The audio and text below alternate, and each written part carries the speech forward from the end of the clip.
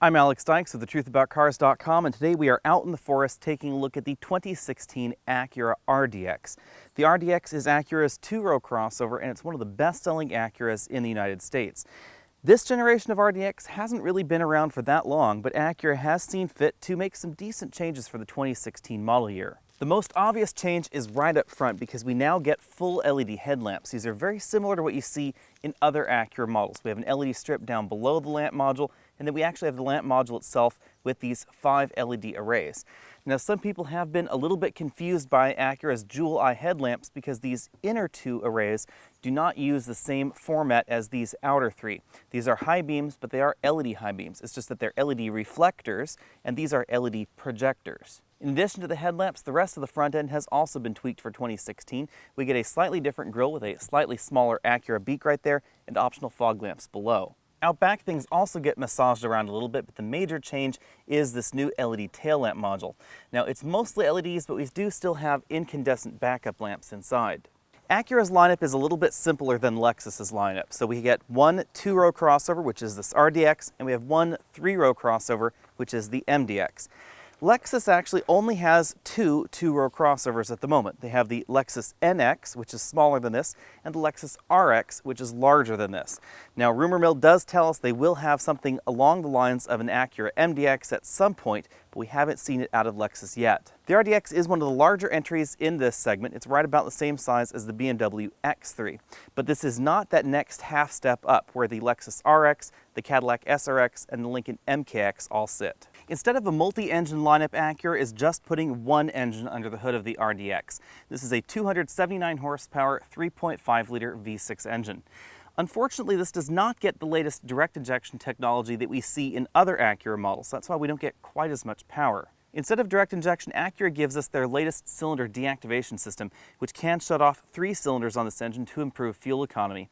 It's something that we've seen also from Chrysler and General Motors on their V8 engines. There has been some confusion about the transmission in the RDX, largely because the MDX and the RDX were on the same press release, and the MDX gets the new ZF 9-speed automatic for 2016. This model, however, still uses the old 6-speed automatic. No crossover would be complete without all-wheel drive, and you can get it for $1,500 on the RDX. But you need to know this is not Acura's super handling all-wheel drive system that you find in the MDX or the TLX. The key difference between super handling all-wheel drive and this all-wheel drive system is that this vehicle can only send 40% of the power to the rear wheels. It generally tends to bias most of the power up front. That means we still get a little bit of torque steer, we still get front wheel slip if you floor the vehicle. Super handling all-wheel drive is designed to send up to 90% of the power to the rear. So if you're driving an Acura TLX or an Acura MDX, it's not going to feel the same as the Acura RDX if you floor it, because those other 2 vehicles, if you floor it, it will try and direct almost all the power to the rear wheels, and then it can actually shuttle the power side to side across the rear axle. This vehicle doesn't have that functionality. Even though it lacks the all-wheel drive cred of the other Acura models, we do have high-profile tires and a very generous ground clearance of just over 8 inches. The majority of the interior in the RDX has not changed. That means we get plastics quality that's relatively similar to most entries in this segment. It is a little bit lower than some, but the starting price in the RDX is also a little bit lower than some of the entries in this segment. We still get interior color combinations that are dictated by the exterior color of choice, but on the inside we get this brand new 2-screen infotainment system that is a major change to this dashboard. Infotainment and electronic goodies and gadgets were really lacking in the 2015 model, and they've really brought that up to the next level. This is very similar to the other Acura products on the market. We have an upper screen that is primarily navigation but is also used for a wide variety of system functions, and then we have this touchscreen LCD below it. I've criticized this system before as being a little bit half-baked, and it has grown on me admittedly, but I still think the integration of these 2 screens could be a little bit smoother, a little bit more similar to what you find in the Infiniti Q50. The basic premise is that we have this touchscreen down here dedicated to things like track forward, backward, changing our audio source, seeing our climate control settings, that sort of thing, leaving the upper screen for the navigation function. However, the upper screen is also used in your audio browsing. So if you want to actually browse your playlist, you have to do that on that upper screen, select the track, and then you'll see that down here on the lower screen. So it doesn't necessarily free that up. The two screens also work with one another when we're entering an address for navigation. So you can see we have that upper screen, we can use that control knob to select the letter, or we can actually just type it right in here on this keyboard. Although navigation is not standard in the RDX, this system is much less expensive than you'll find in most of the options in this segment. You will find it on a decent number of RDXs on the dealer lot. Cargo capacity in the RDX is quite generous, largely because this is a front-wheel drive crossover, and because it's about the same size as an X3, but it's front-wheel drive, we have a more efficient use of space overall. That means that this cargo area is about 30% smaller than you'll find in the Lexus RX, but it is a decent amount larger than the Lexus NX. And that's even though we have rear seat accommodations that are actually larger than that RX as well. The rear seats in the RDX are large and very comfortable. Unfortunately, we don't have the option for a reclining seat back in the rear. That is something you'll find in some of the competition. However, we have an absolutely incredible amount of legroom in the back of the RDX thanks to the front-wheel drive nature of this vehicle. I also have about 2 inches of headroom, even though we are in the model with the sunroof.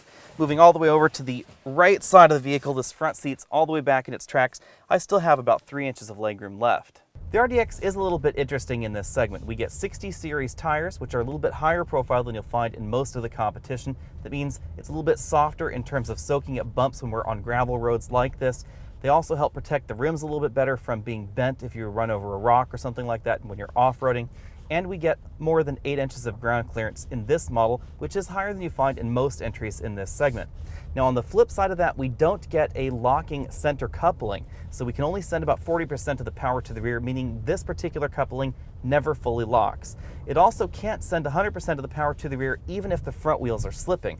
The car's computer just won't allow that to happen. Those two things are a little bit at odds with one another because this really does make a very good soft road or gravel road vehicle. The ride is very well composed over ruts and bumps like this and this gravel road that we're on right here, but we just don't have that same kind of off-road all-wheel drive ability that we would get in some of the other competitors when the going got really sticky.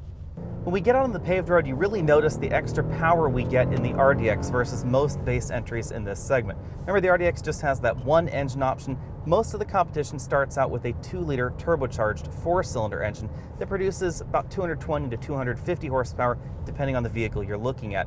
Any way you slice it, it's less power than we're getting in this model.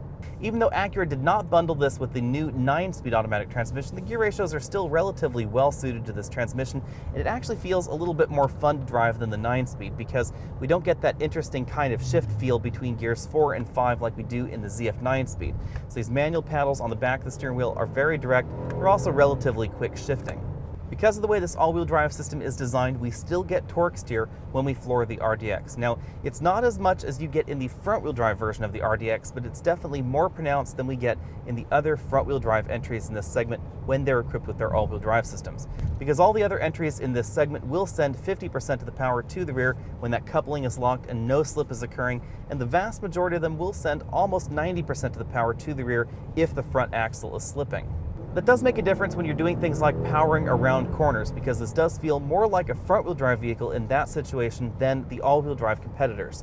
Obviously, the better handling entries in this segment would be the rear-wheel drive entries like the Mercedes-Benz GLK or the BMW X3. Something like the Audi Q5 is kind of an interesting middle option because it does use an all-wheel drive system in all models, but the engine is sticking out in front of the front axle, so it actually is still a little bit front-heavy when you compare it to the Mercedes or the BMW, but it does feel a little bit more like those than the RDX. The steering feel in the RDX actually surprised me a little bit. It's very well weighted, and we actually get a tiny bit of feedback from the front tires. Now, in this particular segment, with electric power steering happening on pretty much every vehicle out there, steering feel is something that's really disappearing. This generation of the RDX has been a sales success for Acura, and before the MDX was redesigned, it even beat the MDX as the best-selling Acura in the United States. It's fairly easy to see why. We have a very compelling set of standard features, and it is incredibly well priced. We have that standard 3.5-liter V6 engine, which gives us much more power than any of the competition's base engine, and it starts at $35,270. Even if you add all the options up like we have on our particular model here, you only end up at $43,420. Value has long been part of Acura's sales strategy, and that of course continues with the 2016 RDX.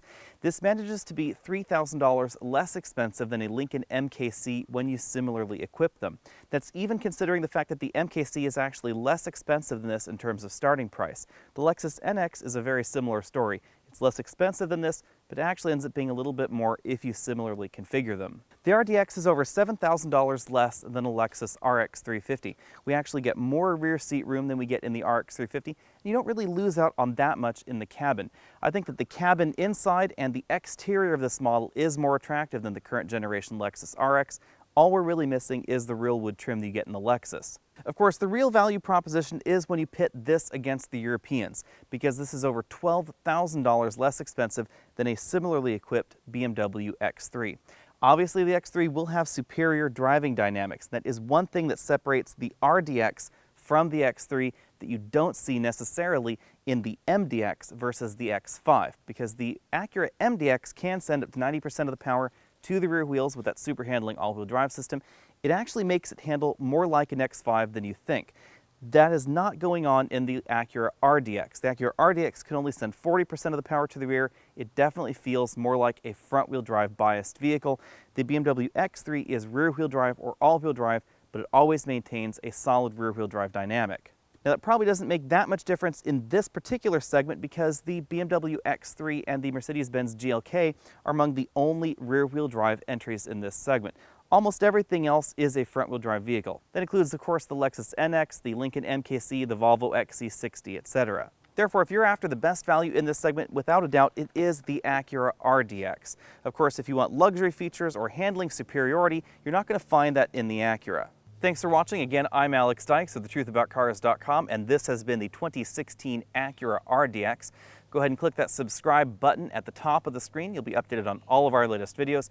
Also, find us over at thetruthaboutcars.com for the latest in news, reviews, and of course, the full written review on the 2016 RDX coming up very soon. I'll see you next week.